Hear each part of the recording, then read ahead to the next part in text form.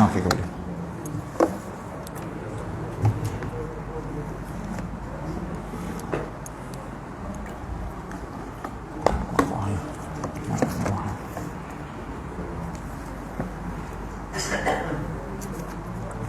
Bismillah. Bismillahirrahmanirrahim. Assalamualaikum warahmatullahi wabarakatuh. Sama-sama kita mula kuliah malam dengan macam kitab Al-Fatihah. A'udzubillahi minasyaitonir rajim. Bismillahirrahmanirrahim. Iyyaka na'budu wa iyyaka nasta'in. Ihdinas siratal mustaqim, siratal ladzina an'amta 'alaihim.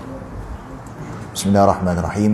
Alhamdulillahirabbil alamin wassalatu wassalamu ala sayyidina wal mursalin wa ala alihi wasahbihi ajma'in. Allahumma ja'alna Qur'anal karim rabi'a qulubina wa nur rasulina wa dhahaba humumina wa ahzanina. Allahumma arhamna bil Qur'an waj'alhu lana imama wa nuran wa hudan wa rahmah. Allahumma dhakkirna min al-Qur'ani ma nusina wa 'allimna minhu ma jahilna warzuqna tilawatahu ana al-laili wa atrafa nahari 'ala wajhi hudika ana waj'alhu lana hujjatan ya rabbal alamin. Sallallahu nabiyana Muhammad wa ala alihi wa sallam. Alhamdulillahirabbil alamin. Bismillahirrahmanirrahim. Alhamdulillahirabbil alamin. وبه نستعين والصلاة والسلام على رسوله الأمين وعلى آله وصحبه أجمعين. سبحانك لا علم لنا إلا ما علمتنا إنك أنت العليم الحكيم. اللهم رب اشرح لي صدري ويسر لي أمري واحلل عقدة من لساني يفقهوا قولي ولا حول ولا قوة إلا بالله العلي العظيم. Yang saya hormati tuan pengurusi barisan, tuan-tuan imam, tuan-tuan Bilal dari jawatan kuasa pegawai masjid, datuk-datuk, datin-datin, muslimin, muslimat, hadirin hadirat yang dirahmati oleh Allah Subhanahu wa taala. Alhamdulillah, sama-sama kita bersyukur pada Allah Subhanahu Wa Taala kerana pada malam ni dengan cuaca yang baik di luar sana dan juga kita diberi kelapangan waktu, nikmat iman, nikmat Islam, nikmat kesihatan yang baik dipertemukan dalam majlis ilmu pada malam ni. Mudah-mudahan dengan niat iktikaf kita berada dalam naungan rahmat Allah Subhanahu Wa Taala, insya-Allah.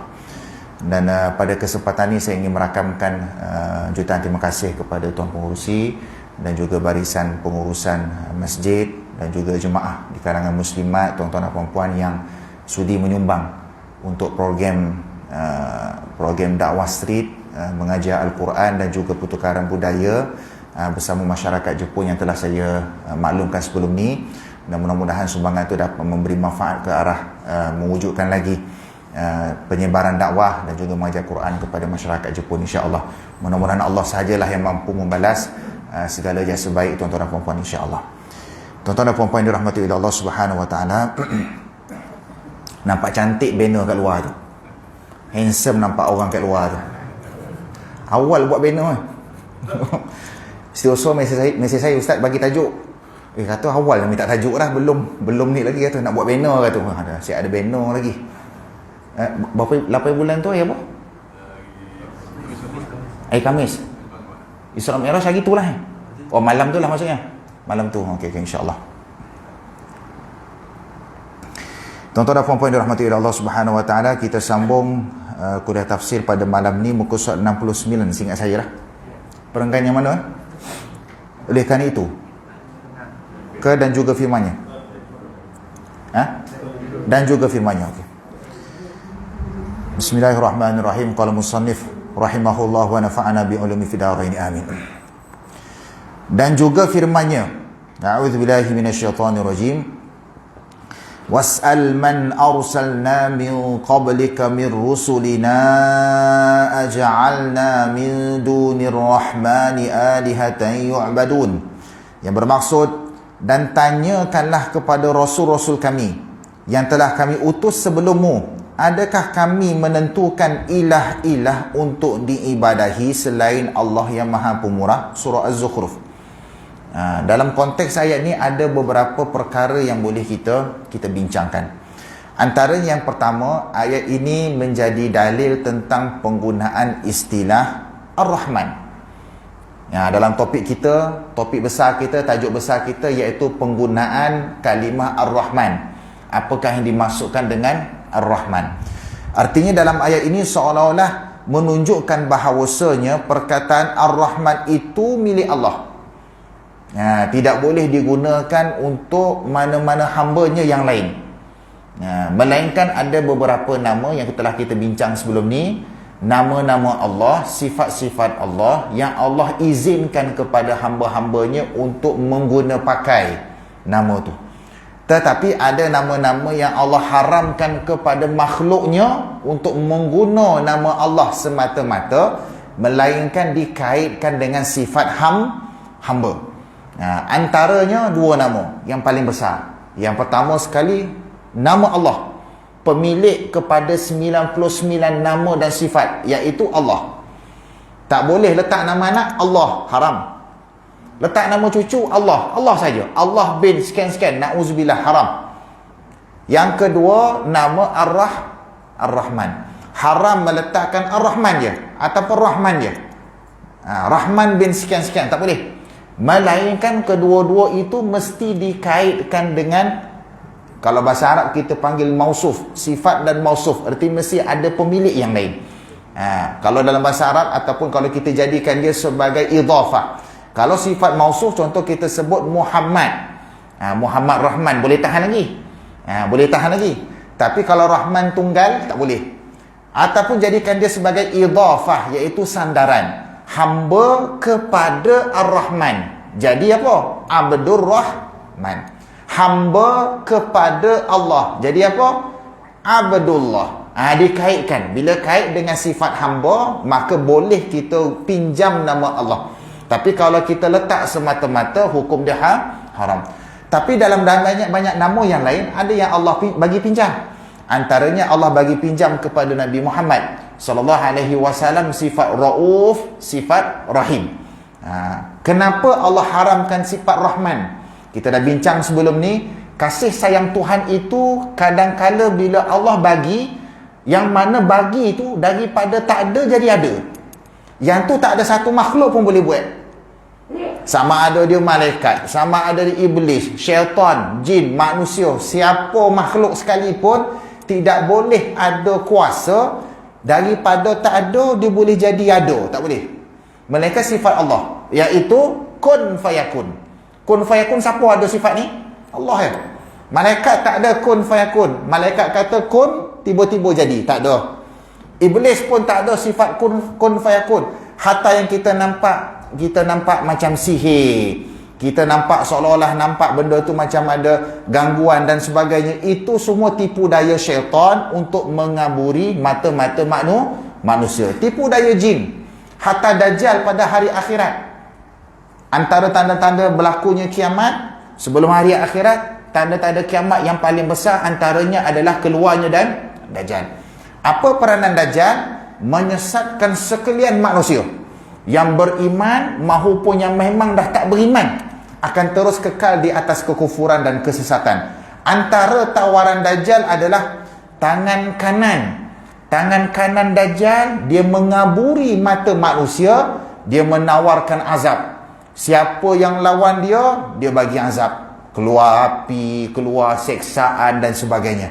Tangan kiri dia mengaburi mata manusia seolah-olah itu adalah nikmat. Sedangkan tangan kiri itulah sebenarnya benda yang membawa keberkatan daripada Allah. Artinya nampak macam baik di belah kanan, tapi sebenarnya adalah azab.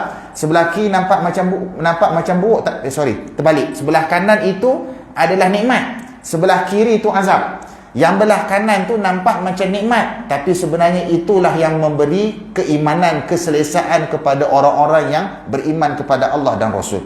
Orang nampak belah kanan, semua manusia pada hari kiamat, pada hari di sebelum berlakunya akhirat, semua manusia nampak belah kanan itu dunia, belah kanan itu syurga, belah kanan itu nikmat. Sedangkan orang beriman tahu itu semua adalah tipu daya daripada Dajjal. Artinya walaupun Dajjal nampak seolah-olah hebat, boleh buat daripada tak ada kepada ada, tetapi itu sebenarnya bukan realiti. Itu sebenarnya bukan realiti. Artinya apa yang dipertontonkan itu adalah sihir bagi mengaburi mata-mata manusia. Adapun sifat Allah kun fayakun itu milik Allah. Di mana kun fayakun itu dia terkait dengan Rahman. Sifat kun fayakun itu dia terkait dengan sifat Ar-Rahman. Apa dia sifat Ar-Rahman? Maha pemurah. Apa maha pemurahnya Tuhan? Maha pemurahnya Tuhan boleh bagi kepada siapa sahaja. Allah boleh rezekikan nikmat kepada siapa sahaja. Allah boleh bagi benda yang daripada tak ada kepada ada. Itu sifat Rahman. Fir'aun pun dapat nikmat, Abu Jahal pun dapat nikmat, Abu Lahab pun dapat nikmat, yang lawan Tuhan pun dapat nikmat, yang beriman dengan Tuhan pun mendapat nikmat. Siapa yang bagi itu? Allah. Allah bertindak dengan sifat Ar-Rahman, Maha Pemurah. Sebab itu Ar-Rahman tidak boleh digandingkan dengan nama-nama makhluk, melainkan kena ada sifat sebelum tu, ataupun ada kata sandaran sebelum itu, seperti hamba kepada Ar-Rahman, Abdur Rahman, ataupun hamba kepada Allah yang dikenali sebagai Abdullah. Itu yang pertama. Yang keduanya, daripada ayat ni dapat kita fahami bahawasanya Allah Subhanahu wa taala hendak memberitahu kepada Nabi sallallahu alaihi wasallam tentang risalah yang dibawa oleh Nabi ni. Nabi Muhammad, Nabi kita bawa ajaran, bawa agama, amanah menyampaikan dakwah itu sebenarnya dia adalah kesinambungan dakwah yang dibawa oleh Nabi-Nabi, Rasul-Rasul yang terdahulu. Sama je. Rasul-Rasul yang terdahulu bawa ajaran tauhid kepada Allah. Jangan sekutukan Allah. Beribadah semata-mata kepada Allah. Dan ajaran itu juga yang dibawa oleh Nabi-Nabi kemudian, sehinggalah kepada Khatamul Anbiya'i wal Mursalin, Nabi Muhammad sallallahu alaihi wasallam. Walaupun boleh jadi nama agama tu berbeza. Nama agama tu, contoh macam kita, agama yang dibawa oleh Nabi Muhammad sallallahu alaihi wasallam namanya Islam. Benda tu direkod dalam hadis, pelbagai jenis hadis. Direkod juga dalam Al-Quran, dalam surah Al-Ma'idah sebagai contoh. وَرَضِيتُ لَكُمُ الْإِسْلَامَ دِينًا. Dalam surah Ali Imran disebut Inna ad-dina indallahil Islam. Jadi artinya perkataan Islam itu menjadi nama rasmi bagi mereka yang beriman ikut ajaran yang dibawa oleh Nabi Muhammad sallallahu alaihi wasallam. Tapi nabi-nabi yang terdahulu boleh jadi nama agama tu berbeza. Nama agama tu. Contoh zaman Nabi Musa alaihi salam, yang kita tahu Nabi Musa diutuskan oleh Allah kepada kaum dia Bani Israel. Apa kitab Nabi Musa? Kitab Taurat. Tahu tak nama tu? Nama agama tu. Agama apa? Agama Yahudi tu lah. Ahli kitab, kan ahli kitab Al-Yahud wan Nasara. Cumanya Yahudi zaman tu, agama Yahudi yang dibawa oleh Nabi Musa AS tu, Yahudi pada waktu tersebut adalah telah bercampur aduk. Bercampur aduk, diseleweng, campur dengan keras hati, degil Bani Israel. Akhirnya agama tu tak berkembang dengan meluas. Agama tu tak berkembang dengan meluas. Kalau zaman Nabi Isa AS, agamanya Nasara. Agama yang disebut dalam Al-Quran adalah Nasara. Cumanya Nasara pada zaman Nabi Isa alaihi salam, tuan-tuan, Nabi Isa alaihi salam berdakwah 3 tahunnya. Disebut dalam kitab tarikh, Nabi Isa alaihi salam diangkat ke langit pada umur 33 tahun. Muda lagi. Nabi Isa umur 30 dilantik sebagai Rasul, 33 tahun dah kena angkat ke langit. Maknanya Nabi Isa sekejap dia berdakwah. 3 tahun je lah. 3 tahun berdakwah. 33 tahun ketika mana Nabi Isa alaihi salam menyampaikan dakwah, sekumpulan Yahudi, pendeta-pendeta Yahudi ni, dia rasa tak senang hati dengan Nabi Isa alaihi salam. Sebab Nabi Isa diutuskan kepada bangsa Bani Israel juga. Nabi Musa Bani Israel, Nabi Isa juga Bani Israel. Apa sebab Allah utus Nabi Isa? Allah utus Nabi Isa sebab orang Yahudi tak ikut ajaran sebenar. Orang Yahudi, Nabi Musa dah meninggal dah. Nabi Musa dah wafat dah. Jadi dalam tempoh Nabi Musa dah wafat dalam sekian tahun, beratusan tahun lebih kurang, umat yang hidup pada waktu tu semuanya dah bercampur aduk dah. Tukar hukum Taurat, tukar hukum dalam agama Yahudi. Akhirnya agama yang original dibawa oleh Nabi Musa tu dah tak ada lagi dah. Melainkan dah dicampur aduk dengan tangan-tangan pendeta yang mengubah hukum hakam dalam kitab Taurat. Maka Allah bangkitkan Nabi Isa Allah takdirkan Nabi Isa dilahirkan tanpa ayah menerusi Maryam binti Imran radhiyallahu anha, maka Nabi Isa diutuskan peranannya nak betulkan balik Bani Israel tadi, yang dah sesat jauh, yang dah menyimpang jauh daripada ajaran kitab Taurat. Maka Nabi Isa alaihi salam apabila nak menyampaikan dakwahnya, pendeta-pendeta ulama Yahudi ni rasa tergugat, rasa periuk nasi dia tergugat. Maka dia katalah Nabi Isa ni macam-macam, tak betul dan sebagainya. Maka adalah pakatan untuk tangkap Nabi Isa alaihi salam dan dibunuh. Ada pakatan di kalangan pendeta supaya Nabi Isa ditangkap, digantungkan, disalib dan dibunuh. Takdir Allah yang mencadangkan tu, orang Yahudi yang mencadangkan tu, dia yang kena salib.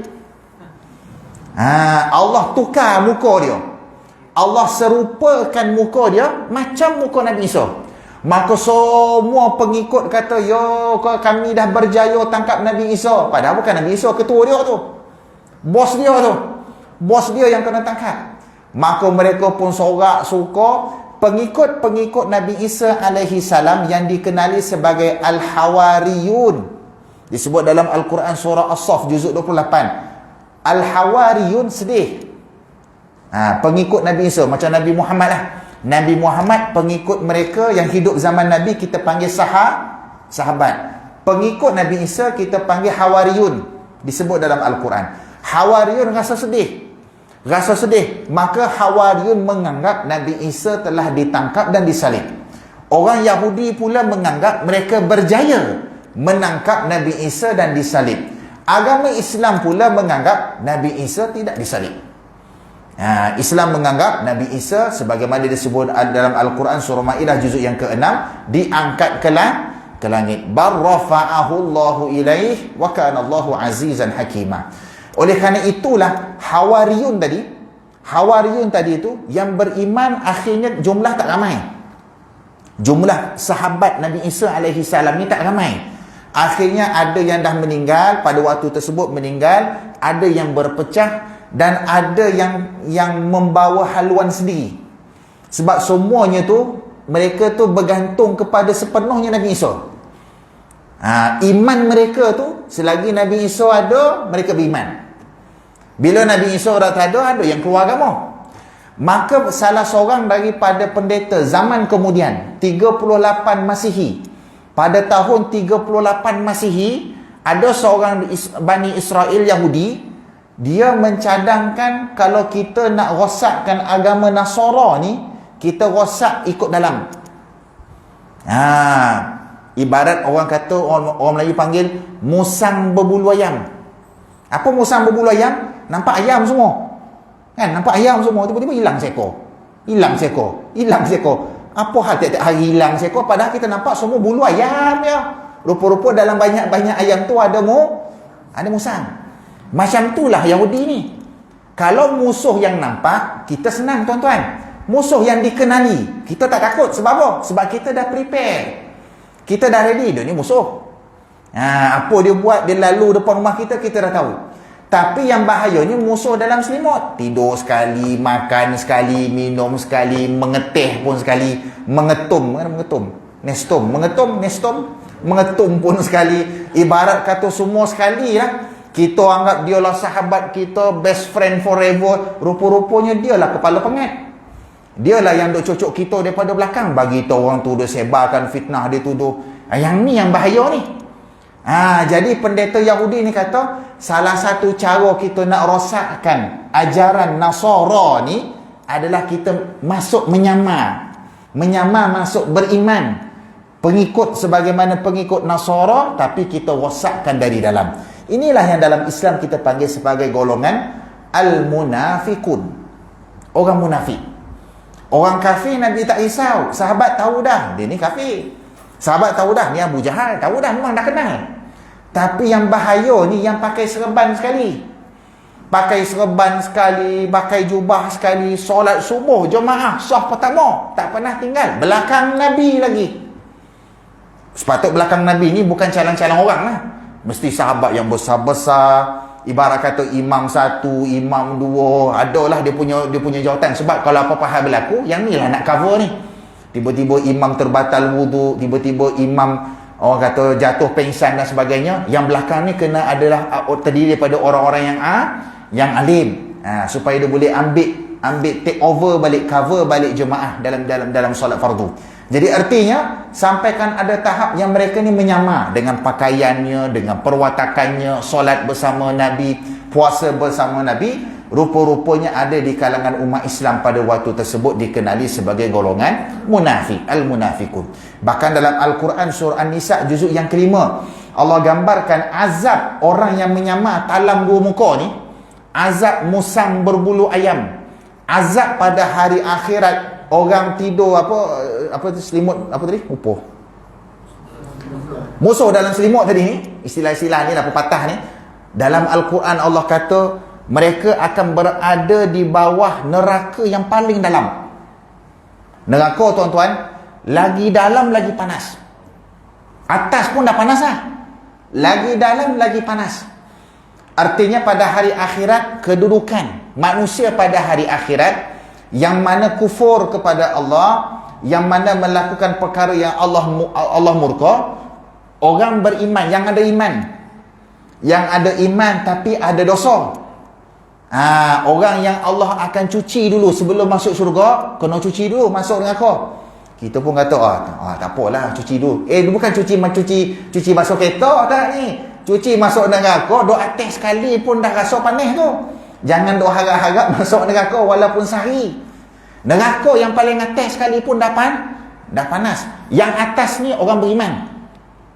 Yang atas ni orang beriman yang ada dosa. Bawah tengah orang kafir yang kufur kepada Allah. Golongan khalidina fiha, kekal di dalam neraka. Yang paling bawah orang munafik. Sebab mereka dah dapat kebenaran. Mereka dah tahu yang mana hidayat. Dah dapat petunjuk daripada Allah, tapi mereka jual petunjuk demi kepentingan dunia. Jual petunjuk demi kepentingan harta, pangkat dan sebagainya. Innal munafiqina fid darkil asfali minan nar walan tajida lahum nasira. Sesungguhnya orang munafik pada hari kiamat akan berada di bawah sekali dalam neraka, dan mereka tidak akan mendapat sebarang bantuan. Artinya kisah tadi, Yahudi ni dia masuk dalam, Yahudi pendeta ni dia masuk dalam, kemudian Yahudi inilah yang mengubah ajaran Nasara yang asal kepada ajaran Nasara yang diseleweng. Nasara yang asal beriman kepada Allah. Nasara yang asal tidak mentigakan Tuhan satu. Nabi Isa itu adalah Nabi dan Rasul. Daripada mana datang Tuhan tu Trinity ada 3? Daripada Yahudi inilah. Yahudi inilah dia mengubah kitab Injil. Dia masuk kot dalam, dia kata Nabi Isa tiba-tiba bagi isyarat kat dia. Satu hari dia jalan, tiba-tiba dia kena panahan peti. Kena panahan peti, tak kena kat dia, kena kat tanah, tercampak dia. Bila tercampak, dia terpinga-pinga. Tiba-tiba dia dengar satu suara. Suara tak nampak kelibat, tak nampak bayang. Suara tu bagi tahu supaya dia, kenapa dia khianat kepada Nabi Isa. Tolonglah sampaikan ajaran Nabi Isa sekian-sekian. Dia katanya dia. Jadi start daripada hari itulah dia anggap suara tu sebagai satu isyarat untuk dia mengubah ajaran Nasara yang sebenar. Maka sedangkan peristiwa tu tipu, tu semua dakwaan yang tidak ada bukti. Antara sebabnya kerana apa? Nabi Isa dah naik ke langit. Dia ni 38 tahun kemudian. Sepatutnya kalaulah Nabi Isa bagi isyarat supaya sebarkan ajaran Nasara, Hawariyun masih hidup. Ibarat kata sahabat lah, macam Nabi Muhammad sallallahu alaihi wasallam. Nabi Muhammad, baginda, Nabi Rasul kita, Rasulullah sebelum wafat, Rasulullah dah bagi isyarat seolah-olah satu pengiktirafan siapa yang akan ganti tempat Nabi. Apa isyaratnya? Nabi dalam ramai-ramai sahabat, Nabi suruh Abu Bakar jadi imam. Di situ dah jadi satu isyarat sebenarnya. Bila Nabi dah uzur, pada usia Nabi 63 tahun, Nabi dah jatuh sakit. Ulama tafsir bincang antara sebab, ulama hadis bincang antara sebab Nabi jatuh sakit kerana kesan racun dulu. Kan Nabi pernah termakan kambing. Tuan-tuan, Nabi kalau kambing, Nabi suka bahagian poho. Itu favourite Nabi lah. Bukan kata kalau makan poho sunnah Nabi, tak nak kena faham tu dulu. Habis tu bahagian badan daging lain siapa tak nak, yang tak nak tu bagi saya makan. Habis rugilah kambing semua ambil poho yuk. Kan? Bukan artinya bila Nabi suka poho, Nabi suruh makan poho, tak ada. Cuma macam gitulah, macam ayam. Ada orang suka poho, ada orang suka dada, ada orang suka rusuk, ada suka, dia tu favourite naluri manusia. Nabi kalau kambing, Nabi suka poho. Sahabat dah tahu dah, memang Nabi suka poho. Ada seorang Yahudi tua, perempuan Yahudi tua, dia tahu Nabi SAW suka bahagian poho. Peristiwa ni di Madinah. Lalu dia jamukan sahabat dengan Nabi. Kambing sedap, kambing bakar. Dia bagi kepada sahabat dan Nabi. Semua seronoklah makan. Tuan-tuan, rupa-rupanya kambing tu dah diracun. Kambing tu dah diracun. Baru je Nabi gigit, dah ada sahabat yang makan tu jatuh terus. Nak bagi tahu kuat tak kuat racun tu, tak tunggu 1 hari.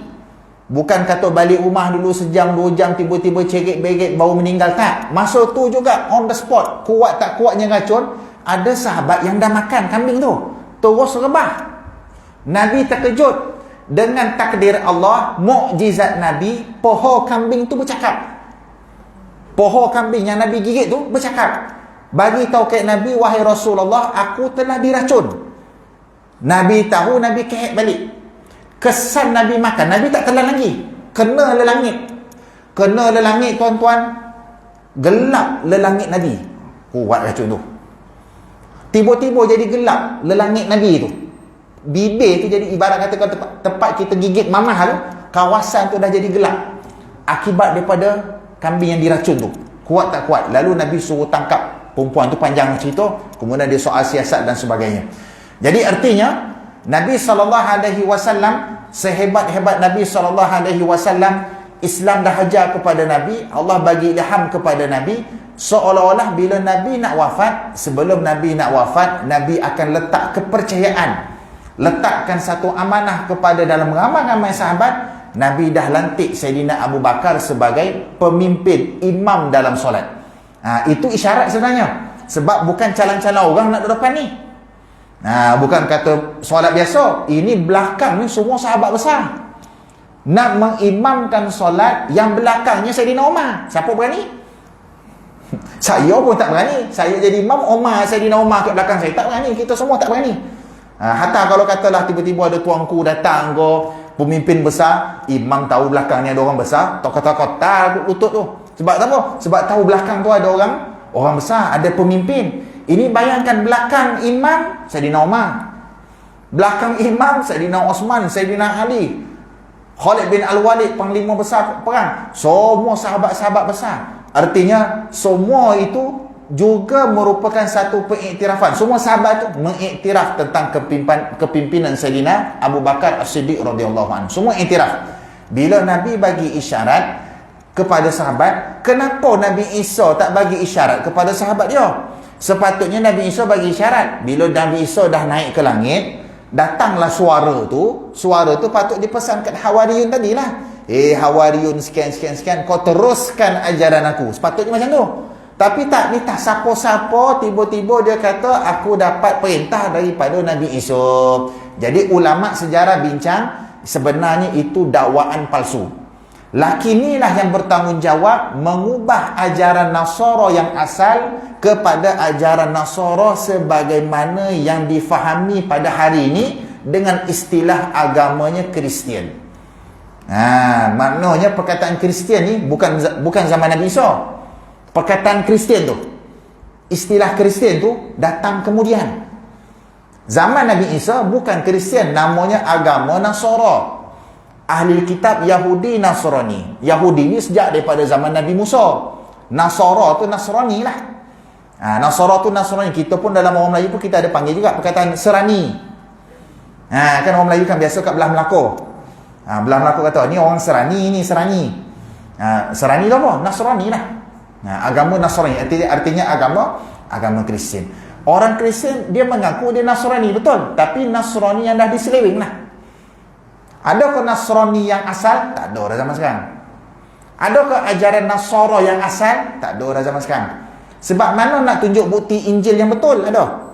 Siapa boleh bawa tunjuk bukti Injil yang betul, yang turun pada Nabi Isa alaihi salam? Tak ada.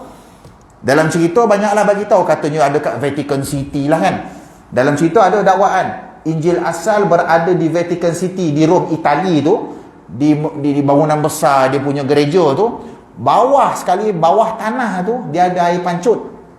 Dia ada kolam, dia buat kolam air pancut. Bawah tu rupa-rupanya ada satu ibarat kubu lah. Kubu dia tak bagi siapa-siapa pun masuk. Hanya pop yang boleh masuk, yang pegang kunci dan beberapa orang. Itulah dalam tu ada Injil sebenar katanya, tapi sampai hari ni pun siapa nak bukti? Jadi artinya senang tak kita nak cari Nasara yang tauhid kepada Allah? Tak ada. Semua yang kata saya Nasrani itu sebenarnya Nasrani yang telah diseleweng. Apa yang diseleweng? Ada 6 perkara. Antaranya adalah dalam Injil sebut Allah itu esa, tidak beranak, tidak diperanakkan. Yahudi ni tadi ditukar. Yahudi ni tadi pada tahun 38 Masihi dia tukar. Poin yang pertama tu dia kata Tuhan ada anak. Yang kedua dalam Injil mengharamkan minum arak. Injil asal mengharamkan minum arak, ditukar. Dia kata arak halal. Injil yang ketiga, Injil antaranya, Injil yang asal mengharamkan makan babi, dia tukar, makan babi halal. Ada 6 perkara dia tukar. Dia tukar. Lepas tu dia bagi tahu kepada semua orang Nasara, inilah arahan Nabi Isa. Jadi akhirnya pengikut yang dah hilang pegangan semua tadi itu percaya. Sejak daripada 38 Masihi. Tuan-tuan kira lah sekarang 2024. Sekarang 2024. Tolak 38 Masihi. Berapa tahun jarak tu? 1900 lebih. Masa tu lah. Situlah bermulanya ajaran agama Kristian sebenarnya. Siapa laki tu? Nama dia Saint Paul. Laki tu nama dia Saint Paul.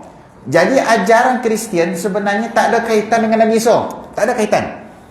Sebab kalau ada kaitan Nabi Isa, sepatutnya 6 perkara tadi jangan ubah.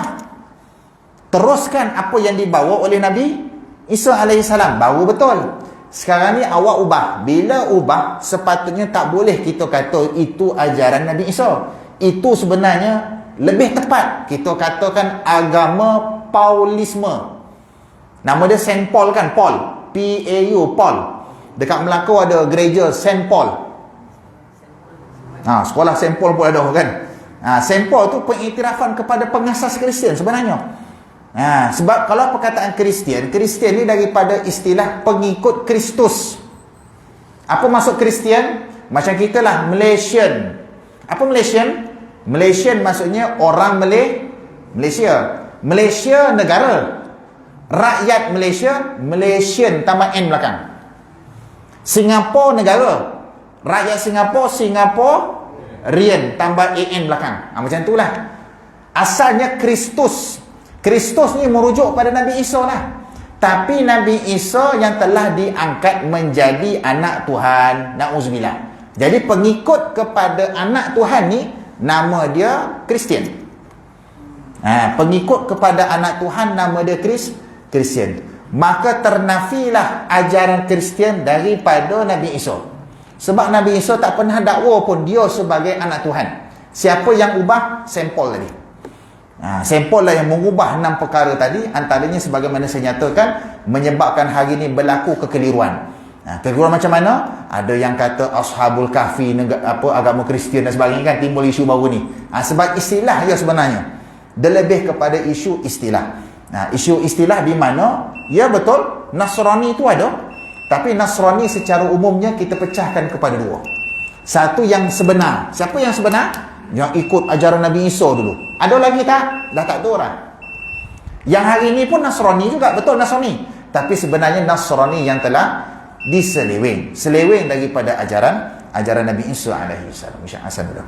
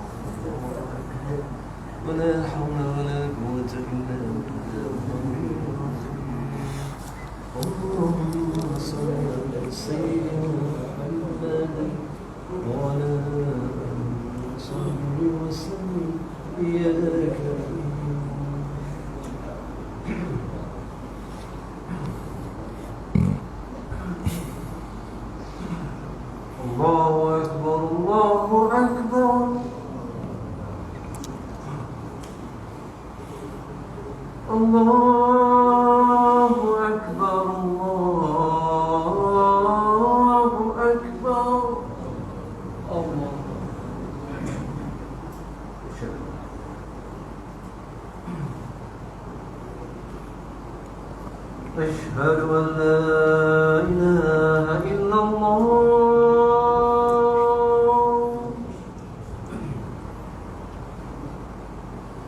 أشهد أن لا إله إلا الله لا إله إلا الله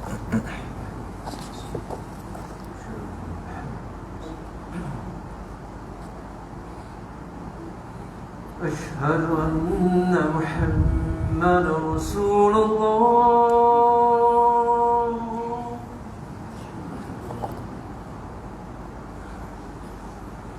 أشهد أن محمد رسول الله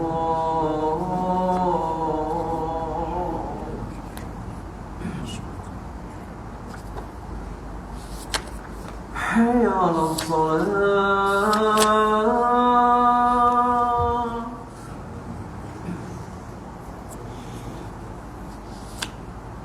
حي على الصلاة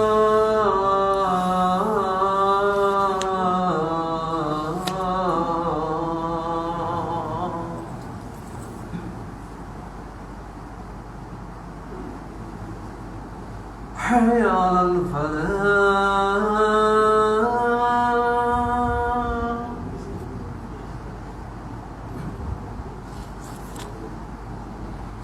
حي على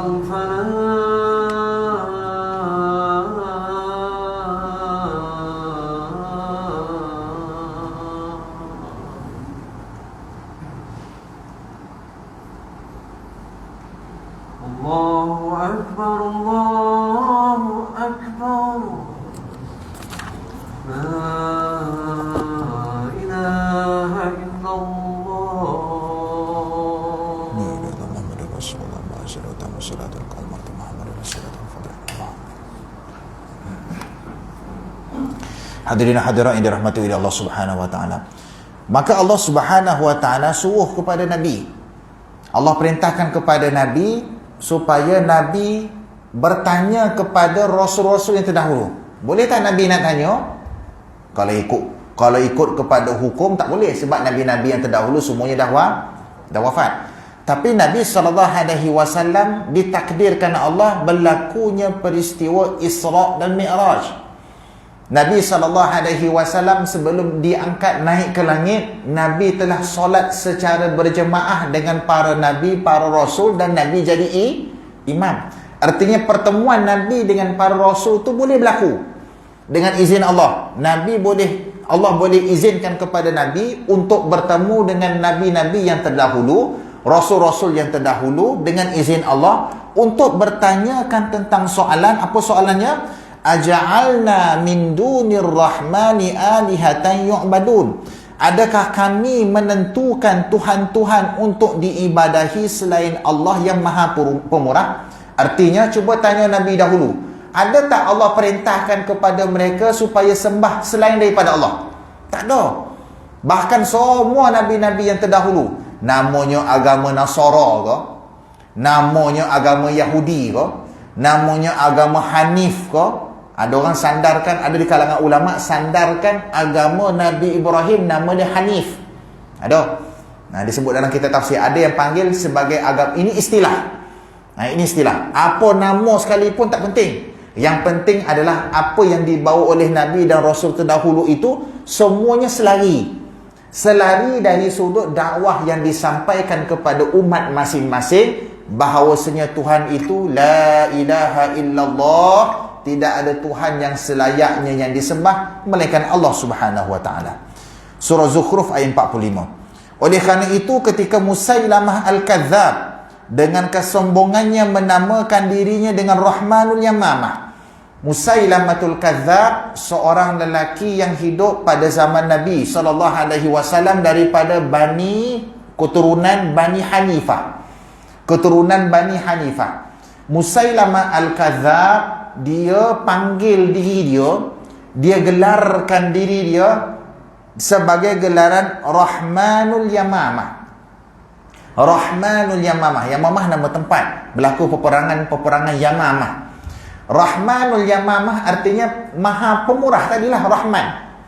Nak bagi tahu dia ni orang yang baik. Musailamah ni adalah Dajjal pada zaman Nabi. Sebab Musailamah ni dia ada sihir. Sehingga kan sihir dia tu orang anggap pengikut dia anggap sebagai mukjizat. Maka akhirnya dia dipuja dan dia mengaku dialah Nabi yang baru.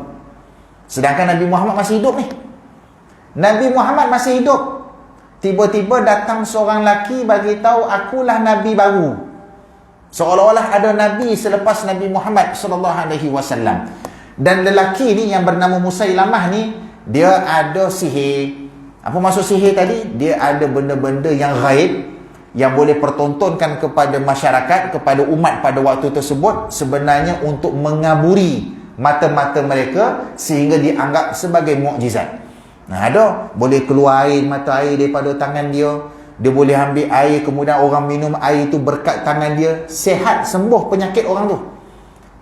Pengikut-pengikut dia percaya itu mukjizat. Maka semua pengikut dia menganggap Musailamah ni Nabi baru. Dia anggap Musailamah sebagai Nabi yang baru. Dan Musailamah memanggil diri dia Rahmanul Yamamah. Dia ambil nama Tuhan. Dia ambil nama Tuhan Rahmanul Yamamah. Akhirnya Allah bagi tahu kepada Nabi SAW sebenarnya dia bukan Rahmanul Yamamah tetapi Al-Kadzab, iaitu seorang kaki pendusta. Kadzab daripada perkataan kaf, huruf kaf, zal ba, kadziba, dusta, tipu. Kalau sekali tipu, orang yang menipu ni sekali tipu, kita panggil kazibun. Isim fa'il, kadzib. Kalau banyak kali tipu, sepatah cakap 10 tak boleh percaya, memang bongak ya. Itu nama dia kadzab. Belum cakap lagi, ni mesti nak bohong ni. Belum keluar lagi, ni muka bohong ni. Tengok muka dah tahu dah. Itu nama dia kadzab, nama dia. Allah sendiri panggil. Tuan-tuan, ulama tafsir bincang ni. Ulama tafsir bincang.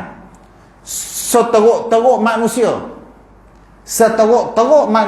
pada hari kiamat adalah orang yang dibunuh oleh Rasul. Sebab Nabi tak bunuh orang. Tuan-tuan bukalah kitab sirah. Dalam banyak-banyak peperangan Nabi SAW sertai perang, Nabi lawan pedang, musuh Nabi tak mati. Musuh Nabi, sahabat bunuh. Bunuh itu, bunuh orang kafir itu, bunuh. Sebab perang.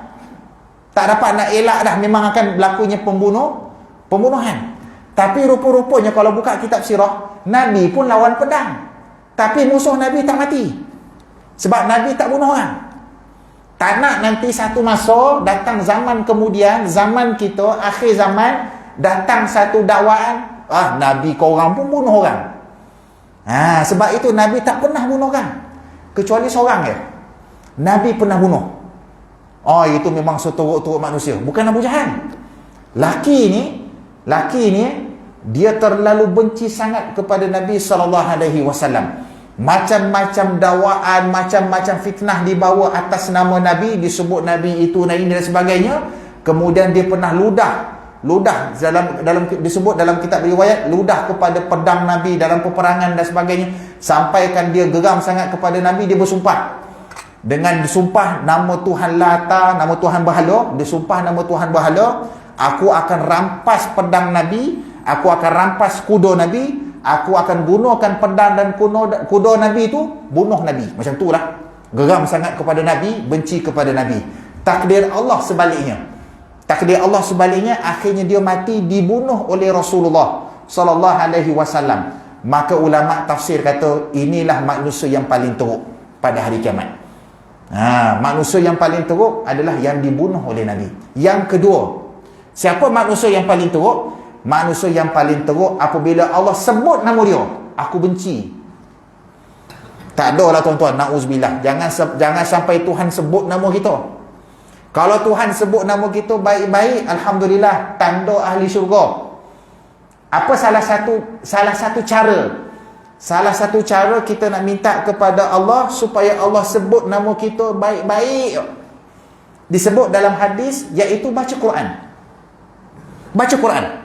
Wa majtama'a qaumun fi baitin min buyutillah yatluna kitaballah wa yatadarasunahu bainahum illa nazalat alaihimus sakinah wa ghasyiyatuhumur rahmah wa haffathumul malaikah wa dzakarahumullahu fi man indah, atau kama qala. Hadis sahih.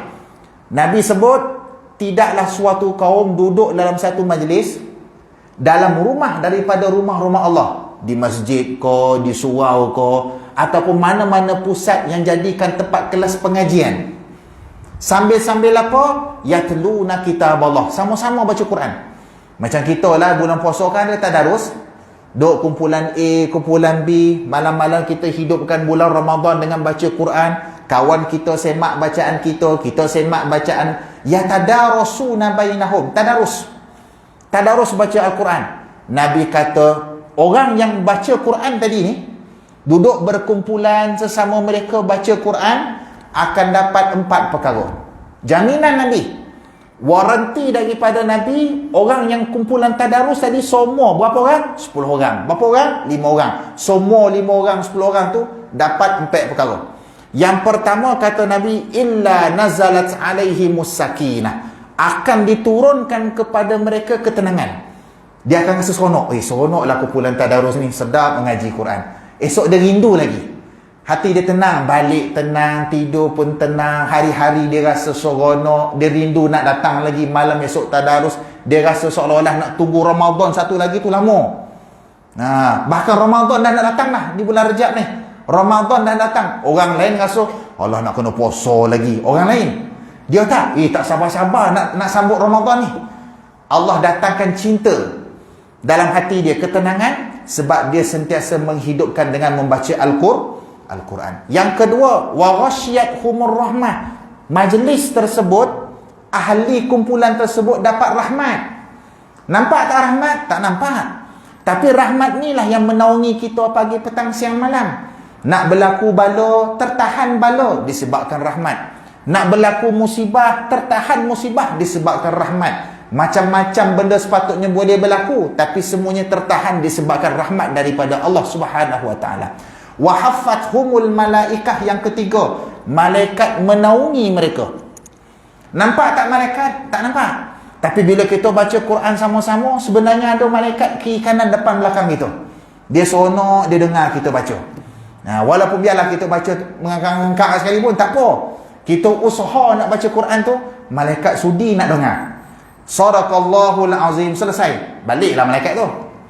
Tapi selagi mana kita baca tu, malaikat ada.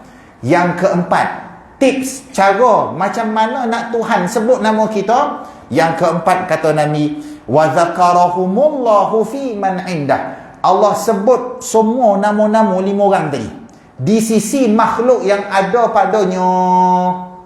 Bayangkan, siapa yang ada? Arash. Siapa yang ada di sisi Tuhan? Malaikat yang menanggung arash. Siapa yang ada di sisi Tuhan? Jibril alaihi salam. Siapa yang ada di sisi Tuhan? Para malaikat dan makhluk-makhluk yang Allah sahaja yang tahu. Allah kata, aku suka haji fulan bin fulan. Aku suka hajah fulanah binti fulan. Aku suka si dia, aku suka Allah sebut nama kita. Sebab apa? Sebab kita sentiasa baca Quran. Kita kalau boleh nak yang tu. Doa, ya Allah sebut yang baik-baik. Kalau Allah puji kita, ahli syurga. Kita tak tahu. Tapi kita doa kepada Allah. Tapi kalau sampai Tuhan kata engkau ni kazab, neraka. Kalau sampai Tuhan benci, Tuhan sebut, aku benci dia ni, habis ha? Tak ada lah. Tak ada pengampunan langsung. Seteruk-teruk manusia, iaitu manusia yang dibunuh dengan tangan Nabi SAW.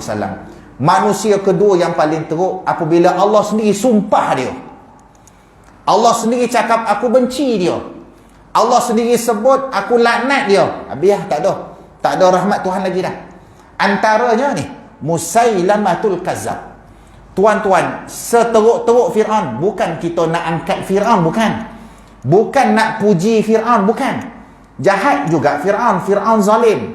Dan Fir'aun sampai tahap mengaku diri dia sebagai Tuhan. Sebab apa dia mengaku dia Tuhan? Sebab dia dah sampai kepada kemuncak apa yang diimpikan oleh sekalian manusia. Kita semua manusia ni, apa yang kita nak? Kita nak kaya, Fir'aun ada. Kita nak kuasa, Fir'aun ada. Sekarang ni paling kurang kita nak sihat je, tak pernah sakit, tak pernah demam, Covid pun tak boleh kena kat kita, kebal. Hebat kita nak sihat. Fir'aun semua ada. Semua yang diimpikan oleh manusia ada pada tubuh badan Fir'aun. Dia tak sakit, demam semua tak ada. Dialah yang paling kuat sebab masa tu dialah raja. Tak ada yang paling atas daripada dia lagi dah. Harta, dialah yang kaya. Di sebalik ada Qarun, di sebalik ada Haman, dia juga ada seorang pemimpin yang kaya, yang ada kuasa, yang sihat. Sampai satu tahap, segala-gala berada di hujung jari dia, apa lagi mengaku Tuhan lah. Sebab dia dah hebat. Tapi tuan-tuan, Fir'aun yang mengaku Tuhan tu pun Allah tak sebut dalam Quran sebagai laknat. Bahkan Allah bagi tahu pada Musa dengan Harun, idhaba ila Fir'aun fa innahu tagha.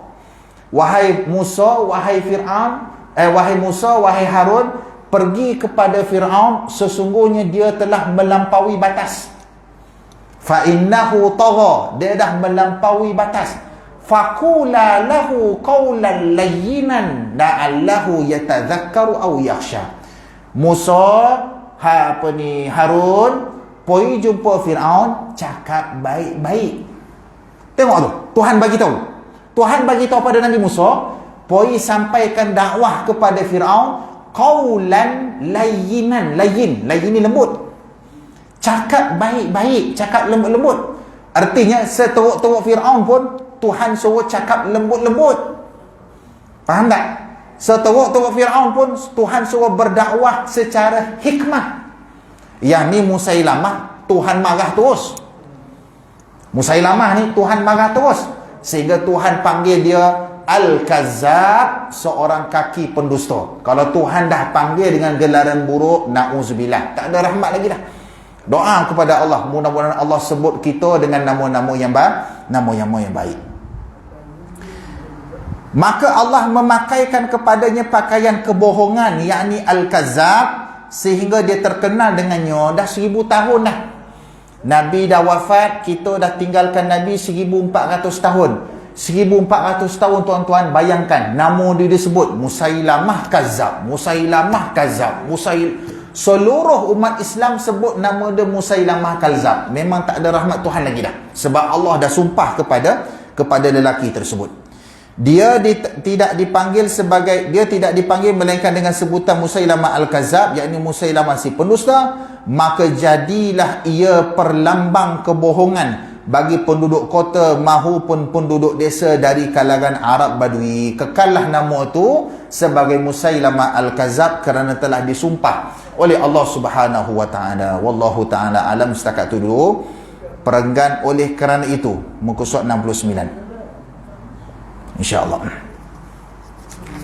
Bismillahirrahmanirrahim. Alhamdulillahirabbil alamin wassalatu wassalamu ala sayyidil anbiya'i mursalin wa ala alihi washabbihi Allahumma ja'alna qur'anana fid dunya qarina wa fil qabri mu'nisa wa fil qiyamati syafi'a wa ala sirati nura wa ila jannati rafiqa wa minan nari sirran wa hijaba wa ila khairat kulliha dalilan wa imaman bi fadlika wa judika wa karamika ya arhamar rahimin. Sallallahu nabiyana Muhammad walhamdulillahirabbil alamin.